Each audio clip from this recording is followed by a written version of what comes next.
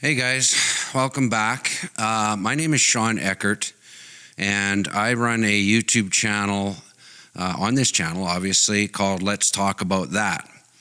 And I run the channel with my partner, Glenda.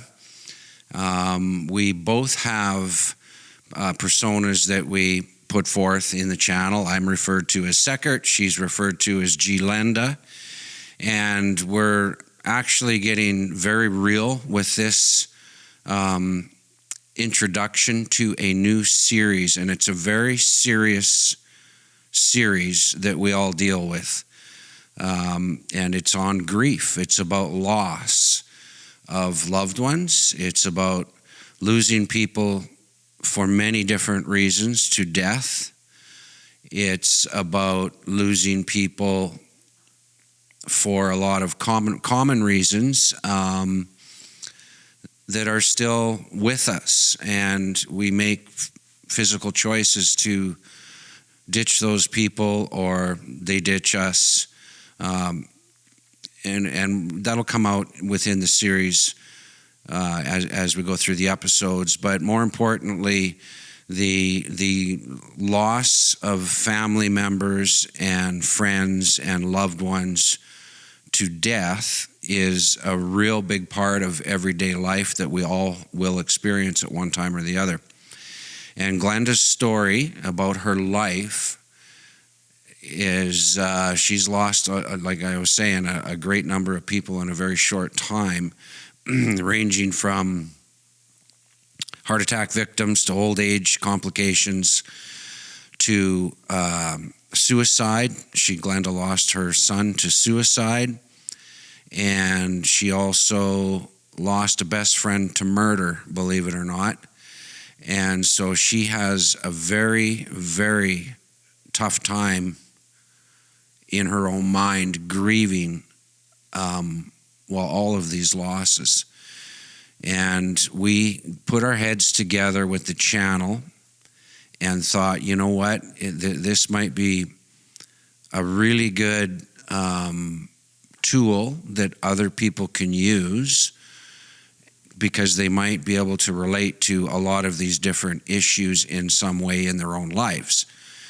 And why would we not put that into video format? Glenda's in the process of writing a book, and so this is her book in video format when we're talking about grief. And it's going to be a tough series, which is why this is so serious. But it is going to be authentic as it comes. My role will be to pull on her heartstrings, and her role will be to tell her story, and you'll see the emotion. It's even hard for me to shoot this front end to the series because of the emotion that's tied to it. And so if we can help one person out there that might get something positive out of this, might steer somebody down a better path, that they can learn how to deal this from a psychological point of being able to talk about it, which fits into our channel for Let's Talk About That. And so this is the place we come to talk about tough things. So having said that, let's get into the series. Check one, check.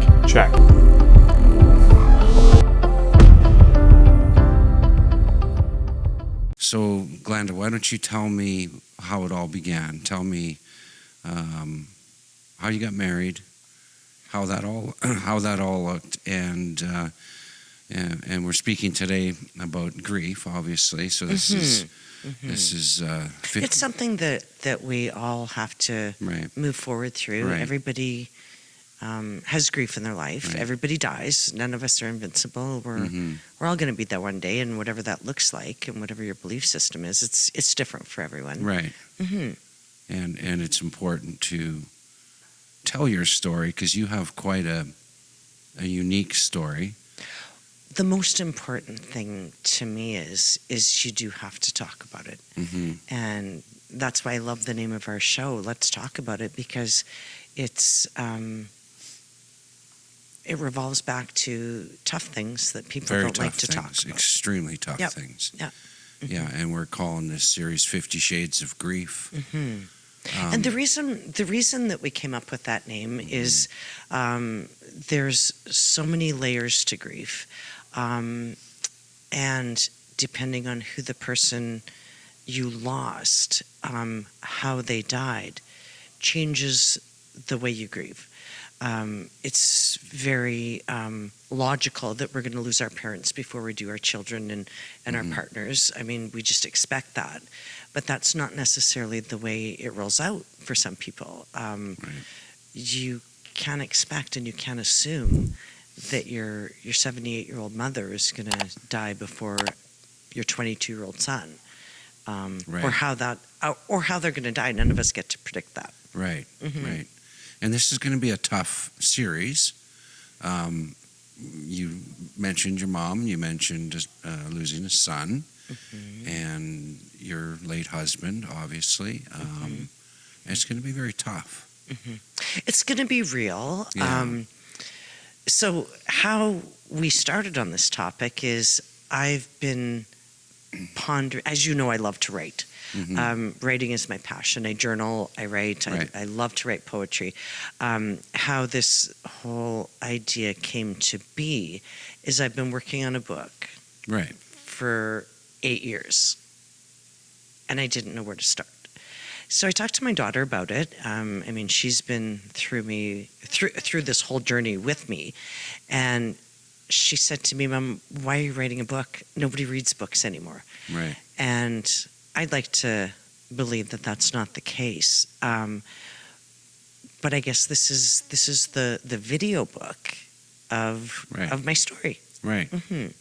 Right. And so you've been, and we will go back to the beginning, cover all the bases, obviously, as deep as we can go. But you will be touching on a lot of the points of why this is so important to talk about the grief component. Everybody lives it. Yeah. Everybody deals with it. Everybody. Or doesn't deal with it. Right. Doesn't deal with it more so. There's nowhere to turn in a sense that we're going to talk about mental depression. We're going to talk about mental anguish. We're going to talk about, many levels of depression, really. We're going to talk about a support system, which is system. paramount to Right. moving And forward. we're also going to talk about the fact, your journey in particular, unfortunately, you ran out of options in a big way too, because there was no system. As much as we say there's a system, there is no system. In some right? respects, yeah. Yeah, in some respects. There's lots of digging and lots of Yeah, trying to uncover. so why don't we go back, about 80 years or something like that. Let's go back to the beginning on how you met Dwayne, your late husband, and tell that story to give some background of how grief can mask itself. Okay, Sure. so we met in high school. I was working as a cashier at a local grocery store, and he was a stock boy. And we didn't start dating right away, but hung out as friends. There was a whole group of us that went for pizza and had Kaiser nights and all kinds of fun activities or whatever. And sometimes we'd go together, sometimes we wouldn't. Sometimes he'd have a date, I'd have a date. So he finally asked me out when I was 21 and he was 22. And it was to a barn dance, which is at the Manhattan, which is a ballroom that's just up the road from the acreage where we live. Right. So we started dating when I was 21, got married when I was 25, and the rest is history. We were married for 32 years. Right. And you guys had a lot of fun. we had a blast. He was my absolute best friend. We played together every single day. It was the best 35 years of my life. There's no question. Yeah. No regrets.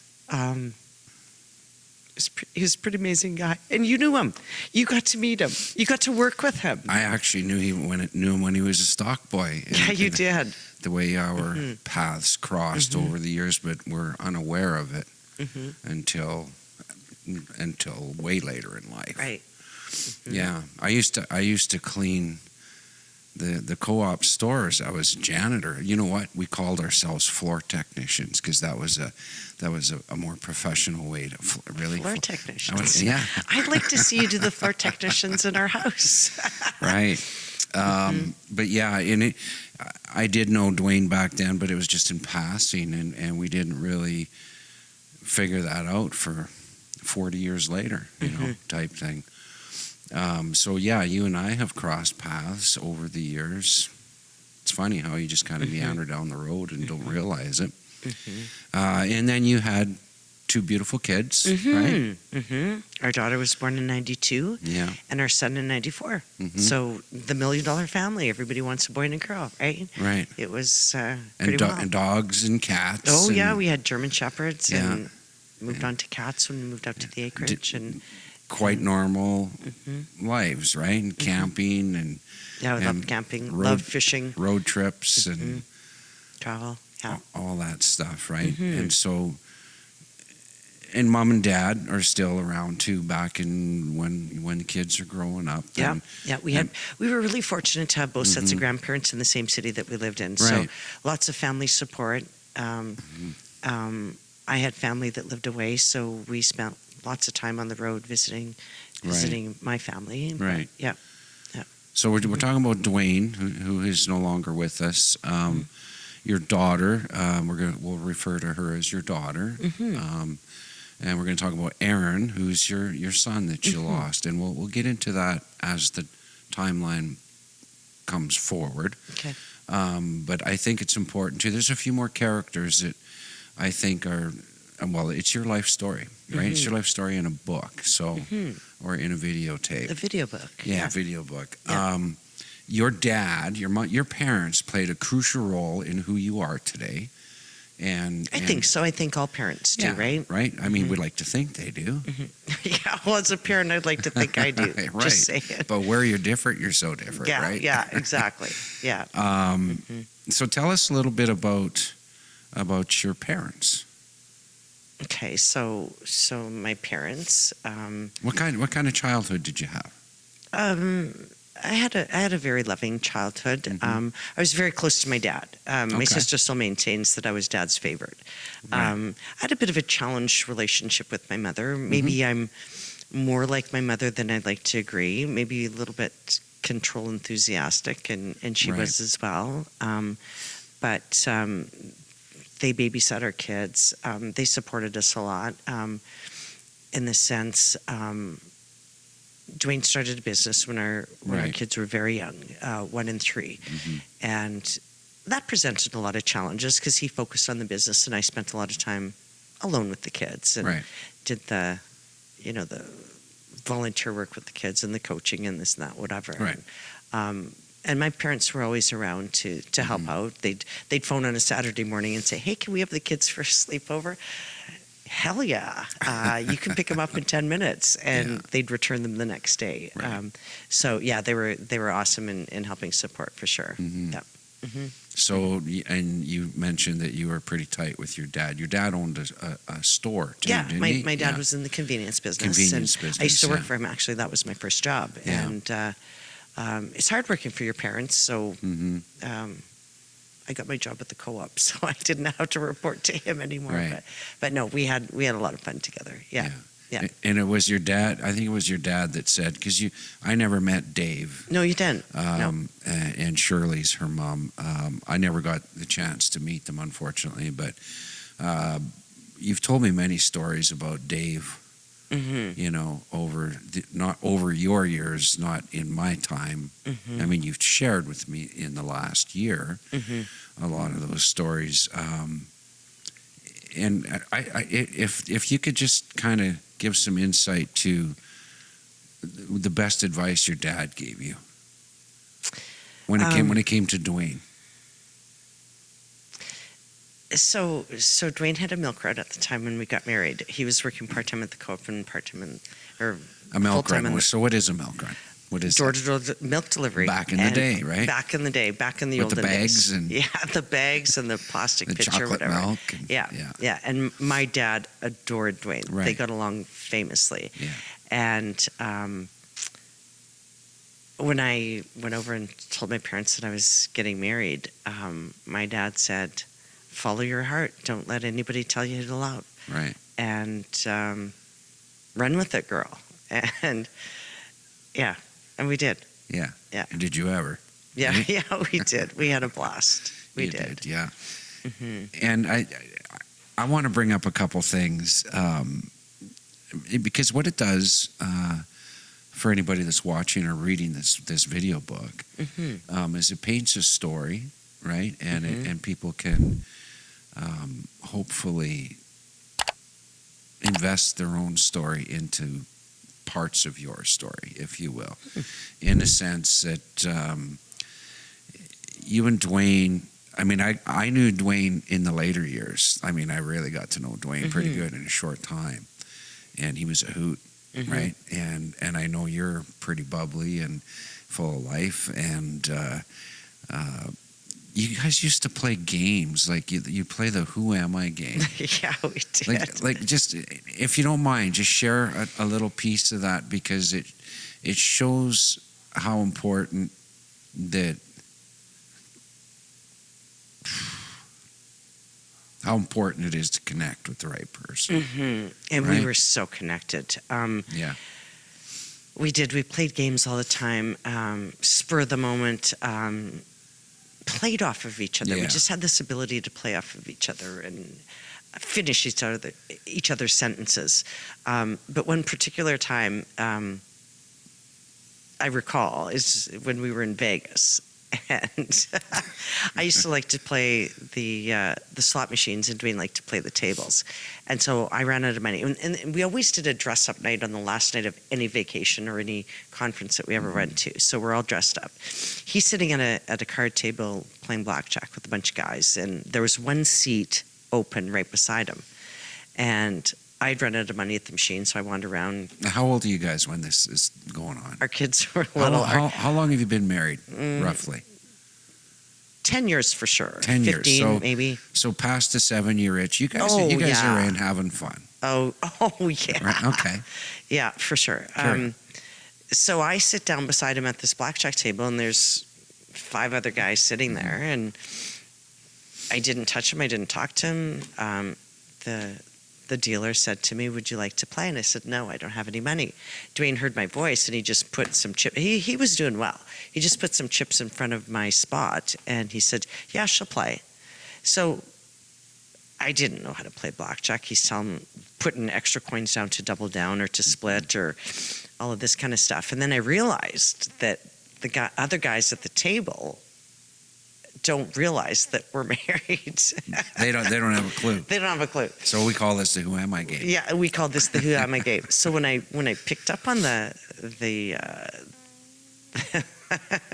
when I picked up on this, I looked at Dwayne and I said, "Hi, I'm Lori from People Magazine. I'm in town interviewing Jerry From Seinfeld." People Magazine. People Magazine. I love People Magazine. It's my travel magazine. And Dwayne turned to me and goes, "I'm Dwayne. I'm a pilot with WestJet." And the games began. And so for about probably half an hour, we sat at the blackjack table playing off of this to the amusement of the other guys that are at the table. Anyway, I got bored. Blackjack just isn't my game. I like something a little bit faster. And so I took, back in the day when you still had hotel keys, they weren't the cards. I handed my hotel key to Dwayne and I said, "Hey, you need to come back to my room." Hey, big boy. He took my key and he goes, "I think I do." And he goes, "Good night, boys. Have a great night." And we're walking away. The guys are looking at us. And the one guy goes, "No, you have a great night tonight." It was fun. And we did that everywhere we went. We always played off of each other. Yeah. And was he always the type of guy that would just follow your lead, or would you surprise him sometimes? You know what? I would surprise him, and sometimes he would surprise me. I remember being Okay. at a reception one time, and we ran into an old high school buddy of his who had been married 17 times and had 30 kids. and it's a bit of a derailment. And Dwayne was yapping with him, and I'm just standing there, and we're wearing name tags. And he said to this guy, "You haven't met my sister." He said, "And I'm buying you a drink." So he leaves me with this train derailment guy, walks over to the bar and buys a drink. And I'm looking across the room at him, and he's laughing and winking at me, going, "How are you going to get yourself out of this one?" We laughed all the way home. It was hysterical. Yeah, it was pretty funny. Those are good stories. Yeah. And I never get tired of hearing about those because You've heard lots of them. I have heard lots, but Yeah. I knew Dwayne I knew him intimately in a sense, right? Mm-hmm.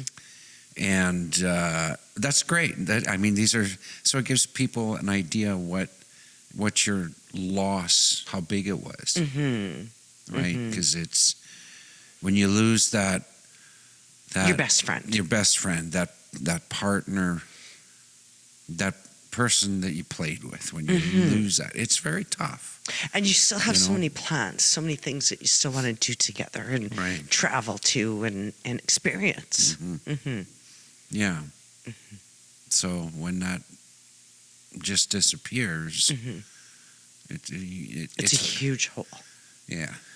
You feel kind of hopeless, and people don't understand your void, the loss, right? Because people will be, you'll have people that, like your circle of close peeps, obviously, is very supportive, right? Anytime, anywhere, just call, right?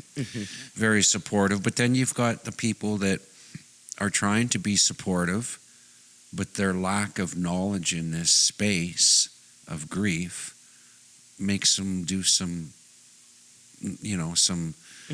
for lack of a better way to put it, retarded things in a sense, because they say to you things like, "Well, I know how you feel," right?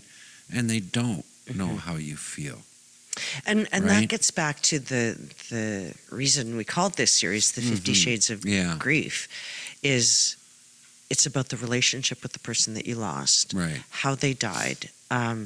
And there's so many components to the grief. And we're gonna have an episode just on That's right. things that people say inappropriate or Yeah. appropriate. Yeah. And what really helps to support the person Right. and what shuts them down. Right. Yeah. And, over time, we as people, you as being in this relationship with Dwayne and losing him the way you did, a lot of people lose people the exact same way, right?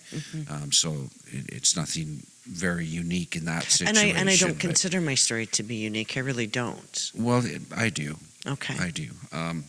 Excuse me.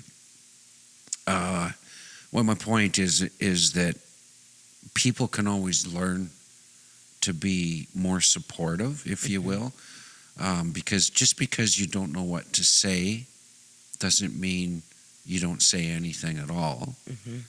It doesn't mean when you're in a room with you, and if the topic comes up about Dwayne, anything about Dwayne, you want to talk about it. Hell, I do. I want to talk about it, right? I want to Can- share. Yeah. Yeah. And a lot of people don't understand that. No. And it's more, so you're the one grieving, but I almost feel sorry for the people that don't want to talk about it because they're missing out. You know what I mean? Like it's hurtful to you. It would be on a big level. It's hurtful because you don't get to share. Then I feel shut down. you feel shut down. Yeah. And maybe it's too hard for the other person to talk about it, but I need somebody to listen to it. Right. So you need that sounding board for and non-judgmental for Right. whatever it is. Yeah. Yeah, exactly. Right. And you don't always get that. No. I mean the amount of hours that you and I spend discussing these things is off the charts, right? And it's not that we're wallowing; we're actually celebrating, right? And we're healing from it too. Yeah. We celebrate birthdays and anniversary dates and stuff like that For because sure. those mean a lot to me. Yeah. A lot to me. Yeah. Yeah, they do. I get that. Okay, so that's a pretty good description of who Dwayne was from a very high level view. Very successful businessman too. Just came out of retirement, or just went into retirement. Just I went should into say. retirement, yeah. And there it is. There it is on your doorstep, right? And so it's tough to pick up those pieces and try to be the strong person, if you will.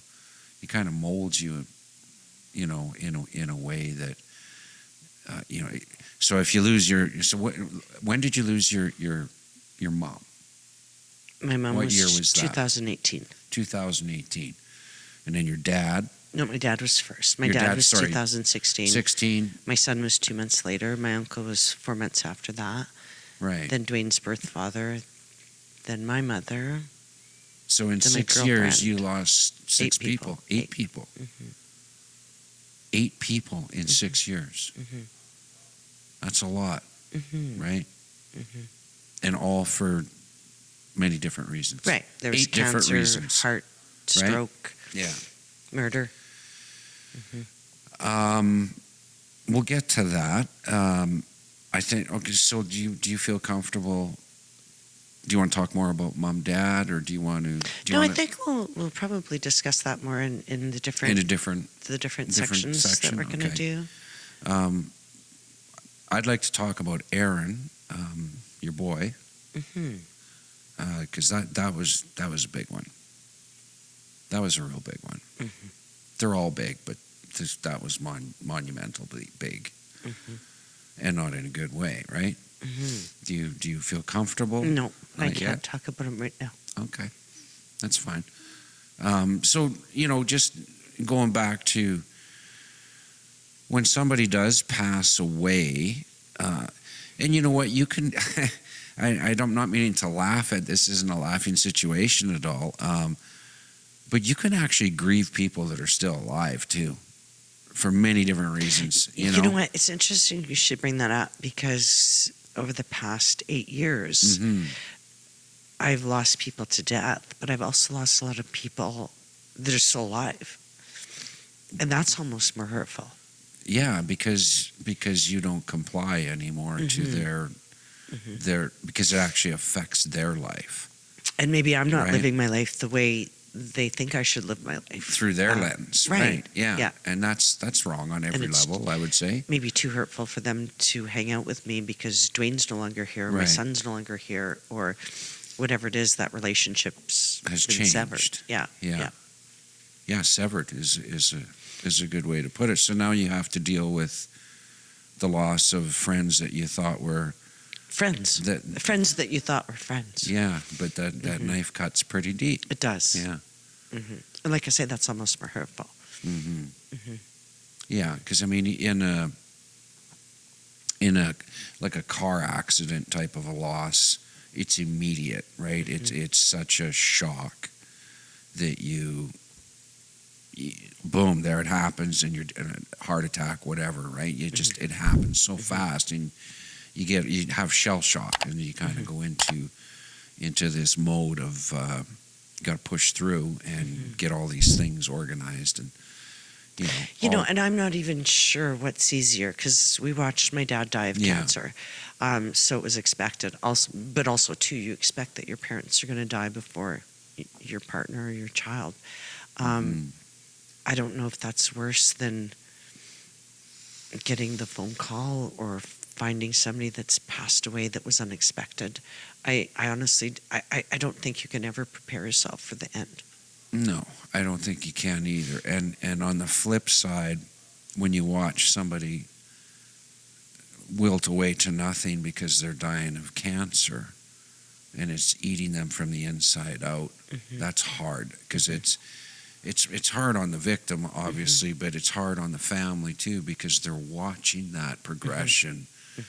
And yes, you're getting more time with that person, but it's not quality. And every situation will be unique to that family specific dynamic, but you're getting it's quality time on one side and not so much quality time on the other side. And you lived that with your dad. I lived that, yeah. It's tough to watch. It's tough to watch. And then so we end up maybe making a couple of choices because you got to pick up the pieces, right?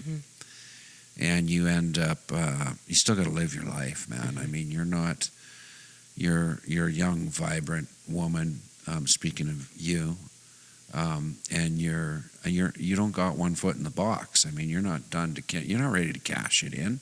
There's more. I'd like to think I'm not. There's but more to life, right? We don't know, right? We don't know when our number's going to be drawn. Right. So live your best life, right? I mean, like right now. Yeah.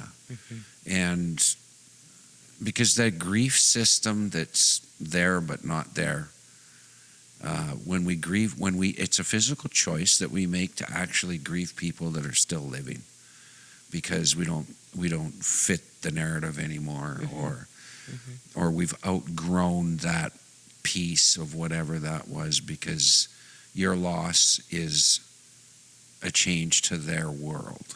Does that make sense? Yeah, it does. And it's so. I think people actually get kind of narcissistic. Even though I've had a loss, they look at, how does this affect my life? Well, I've had a loss too, because I met him 5 times or this, that, whatever. But they forget the fact that he was my best friend for 35 years. So I don't want to hear how much sadder you are. Yeah. You don't. No. There's no comparison. Zero. Right? And you know I understand that, right? Right. I do. Yeah. You get it. Yeah. Yeah, and it's just unfortunate. I mean, if we could all just learn from just that piece of it, and we got much more to talk about, big time, but just don't be so quick to judge. Walk a mile, right? I've actually said that to some people. You don't get to judge me until you walked a mile in my shoes. So not listening to it. But it's such an easy bumper sticker cliche to say. I mean, anybody can say that that saying. I'm emphatic about that, though. Yeah, but I mean, actually do it. Put yourself in that person's shoes, because the cream will rise to the top in that situation for you, and maybe not so much for other people, right? But just slow down. And if I could say one thing to anybody that might get something out of this, slow down and just be very cautious of how you approach people that have major loss. Right? It's not a threat. It's actually a celebration. Right? So every loss that you experience in life has a good side to it, and that might sound crazy. No, but I am the person that I am because of my parents, right? Because of extended family members, That's right. Friends, my son, my husband. These people in my life for so many years made me who I am. Right. And nobody can take away those memories. No. I learned tons from them. I taught them tons. Yeah. And And you as a can't steal that person, from me. or we as people in general, you've had a lot of trauma, more than most in your life. But you almost wouldn't change a thing. I mean, you would take the darkness away, but it's made you who you are today. It's made me who I am. Right? It's made you more aware. It's made you more loving. It's made you more live each day to its fullest. It's actually given you more life. And right? take nothing for granted. Every day is a gift. It really is. Yeah. And what we have right now may not be here tomorrow. And I take nothing for granted. No, you can't, right? You gotta play the who am I game every day, right? Because that's fun, right? Yeah. Well, I know you very well. I think I do, and I was graced with that to be able to be part of your existence. Thank you. Yeah. And we still have a lot of growing to do, Mm-hmm. right? And I can't think of anybody that I've been more connected to that understands this stuff, because nobody wants to talk about it, right? Nobody wants to talk about a lot of things. Yeah, it's like, well, you walk into the room, well, here's Debbie Downer again. You know what I mean? I think I'm a Debbie Downer. Well, no, but if your name was no, not at all. But rather than putting the olive branch out to maybe learn a thing or two, right, and to actually understand how are you doing, right? Well, I can imagine, and I can only imagine how well you're not doing. Well, no, really, how are you doing? What can I help you with? If you want to talk anytime, those types of comments they're heartfelt comments, but they're not always called upon, right? Because But we're going to talk about that in our comments. We will, yeah. Grief support. We will. How to support Yeah. people and Support stupid system. things that people say that Yeah. push you farther down the hole. So where would you like to go with the next piece of your story, or more of the same story? I think the next segment Yeah. would be how to support somebody that's lost somebody really close to them. Things to say, the do's and don'ts, really. Right. Things that people might think are said in support that really are not. They're hurtful. I think that's a section we'll pick up next. Okay. And would that be signs to look out for too, as well? Is that part of that piece? Yeah. Or We're kind of winging this, as you can see. This isn't scripted, but yeah. You know how the analogy would be, in simplistic terms, would be like, we're a couple, and if I say something that's going to upset you, I know it already. I can tell it in your eyes, right? So I'm going to get the quiet treatment. Do you know what I'm saying? So these are signs. Those are signs, and grief is no different, right? So you know your partner well enough. You know she's struggling or he's struggling with something. You got to man up or woman up and pull it out of them. Yeah, you got to have that connection. Support them in the best way. As tough as that may be, right? Because it's not all about you. When I say that, I'm saying me, right? Yeah. It's, and we say it in all our shows too. I mean, you can only help somebody else if you're good to yourself first, right? So, And that's so important. Yeah. That's something that we forget. yeah. So you're grieving. I don't think a lot of people know how to grieve. I'm not a psychologist or I think a back doctor, in the olden days, you know? people just didn't talk about it. Grandma died, and you're 10 years old or whatever. What does that mean? Where do you go? Who do you talk to? If you can't talk about it at home, Conversations like that should always start at start at first. home. Yeah, and if you feel unequipped to have a conversation with somebody, like, this isn't a hard conversation.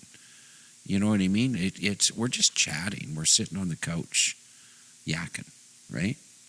And we're getting to, it's a hard conversation, but it's not something. It's not hard to talk. No. It's not hard to talk about hard things. Right. And so, I mean, because you and I converse about it, it's not like I'm telling you what to do.